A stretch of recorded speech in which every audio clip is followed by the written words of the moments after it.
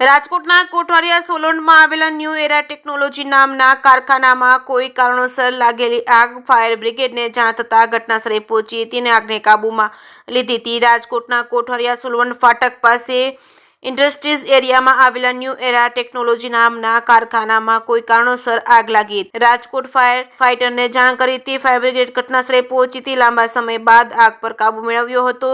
આગના કારણે બધું બળીને ખાખ થયું હતું તેવા દ્રશ્યો સામે આવ્યા હતા। સદનસીબે કોઈ જાનહાની થઈ નથી, પરંતુ આગ લાગવાનું કોઈ કારણ હજુ સુધી સામે આવ્યું નથી।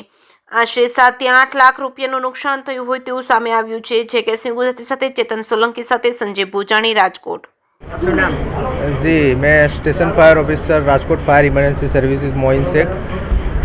સવારે 8 વાગ્યાને 52 મિનિટે રાજકોટ ફાયર કંટ્રોલ રૂમમાં એક મેસેજ મળ્યો હતો કે સોલવેન્ટ વિસ્તારના અંદર ન્યૂ એરા કરીને એક ઇન્ડસ્ટ્રીઝ છે, એમાં ફાયર થઈ છે। ફર્સ્ટ ટર્નઆઉટમાં કોઠારિયા ફાયર સ્ટેશનથી એક ફાયર ટેન્ડર અહીંયા ઘટના સ્થળે પહોંચ્યું હતું।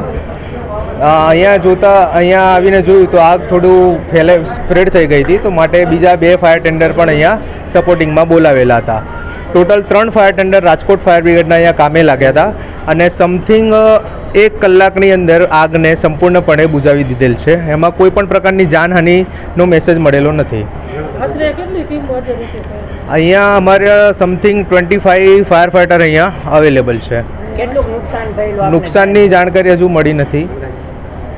અંદાજે પણ હજુ અમને કોઈ ઓનરે કંઈ કીધું નથી। એ બી એનું પ્રાથમિક કારણ હજુ જાણવા મળેલ નથી।